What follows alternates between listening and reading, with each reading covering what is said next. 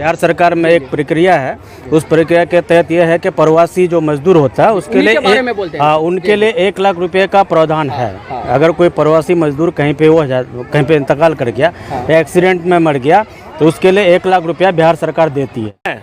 वैसा प्रखंड में कोई दबंग नेता है नहीं, जिसको होना चाहिए वो उसको बनाया नहीं, अभी कोई है नहीं, और जो भी है तो सब वो अपने स्वार्थ के लिए है। पंचायत में घटना घटित हुई है।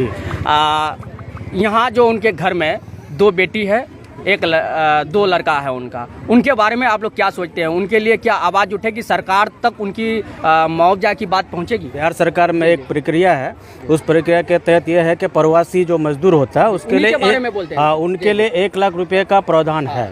अगर कोई प्रवासी मजदूर कहीं पे इंतकाल कर गया या एक्सीडेंट में मर गया तो उसके लिए 1 लाख रुपया बिहार सरकार देती है। अब वो सारे प्रक्रिया के बाद ये सारा पेपर अगर सबमिट होता है सरकार में तो उम्मीद है कि यहाँ के जितने जनप्रतिनिधि के साथ हम लोग जो भी हैं वो 1 लाख रुपया इनको मुआवजा के तौर पे मिलेगा। मोहम्मद तहमीद आलम है। इनकी मुआवजा की बात चर्चा चल रही है, उस विषय में आप क्या कहना चाहते हैं? उनको तो मुआवजा मिलना ही चाहिए। बेचारा घर परिवार का चलाने के लिए बाहर गया था कमाने के लिए, अब उसका कोई भरण पोषण का कोई जरिया नहीं रहा, उसका परिवार उसी पर निर्भर करता था। बात बताइए, जो ट्रेन हादसा में ये मरे हैं तो इनको कुछ मुआवजा मिलना चाहिए क्या? बिल्कुल मिलना चाहिए। अंदर में दर्जनों लोग मरे हैं, चाहे वो विदेश में हो, चाहे वो पंजाब में है, दिल्ली में कहीं हो, सब मजदूरी हैं। अब तक किसी को भी सरकारी मुआवजा नहीं मिला, उस विषय में आप क्या कहना चाहेंगे? सरकारी मुआवजा नहीं मिला, लेकिन मास्टर साहब लेके आते हैं, वो अपने से भी जहाँ तक होता है वो मदद करते हैं।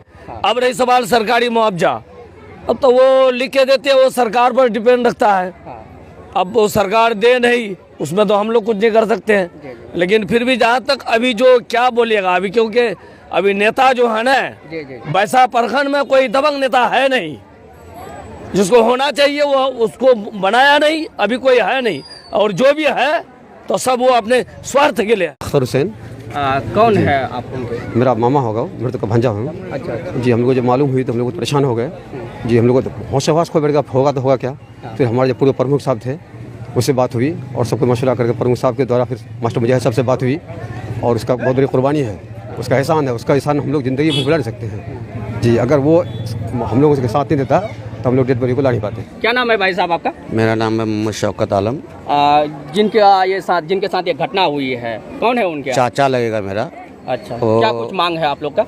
हम लोगों का यही मांग है कि वो मजदूर क्लास का आदमी मजदूरी करने गया था, बेचारा जाने का 3 महीना ही हुआ है। इसके विषय में घर आ रहा था, हापुड़ स्टेशन में ट्रेन हादसे की विशेष में उसकी मौत हो गई।